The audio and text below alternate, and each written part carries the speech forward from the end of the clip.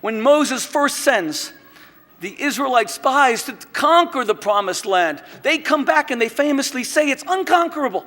And listen to their words, what the Bible says in the book of Numbers. They say to Moses, "We saw giants there, and in our eyes we were like cockroaches, and so we appeared to them." They looked at people who were giants, people who had more money, who were more distinguished, and they felt like they were minuscule. They felt that they were like locusts. They weren't ready to conquer any land. They couldn't find a promised land. But contrast that with a black man who 45 years ago last month got on a plane from Atlanta to Memphis.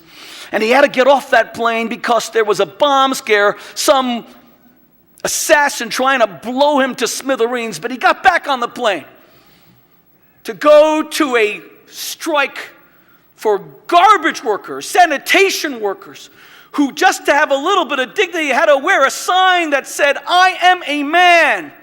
And that night he had laryngitis, and he sent his best friend to give a speech to thousands of people in Mason Temple who were waiting to hear him. But Ralph Abernathy called him and said, "Martin, there's going to be a riot if you don't turn up." So with no notes and utterly unprepared, he went before those people, and there was a torrent and a hurricane outside. And the rain was so loud that it almost drowned out his words. And yet he belted forth one of the most memorable speeches of all time that night.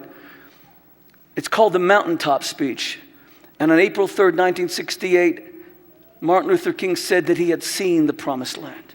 And he said, "Tonight I am fearing no man. Longevity has its place, but I am happy tonight because the Lord has taken me over the mountain and I have seen the promised land. And I may not get there with you, but you as a people will get to the promised land." And as I sit sometimes and shiver and shudder listening to his immortal words, I ask myself, why wasn't he afraid? So many white racists wanted to kill him, and he would be dead 20 hours later, felled by an assassin's bullet on the patio of a third-rate motel. But you know why he wasn't afraid? Because the mother of all human fears, what undergirds and underlies every fear, is just one: the fear that we don't matter. The fear that we are not special but ordinary. But Martin Luther King wasn't afraid because he had no fear that he was ordinary. No racist could make him feel like he didn't have a gift. He had caused little black children to march before Bull Connor's dogs. He had caused little black children to march in Selma in front of those fire hoses.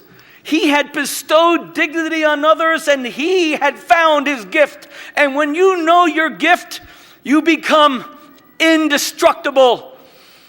And 7 days after he died, Ralph Abernathy put up a slab right outside the motel, and was a verse from Genesis about Joseph, and it says, "Behold, here cometh the dreamer.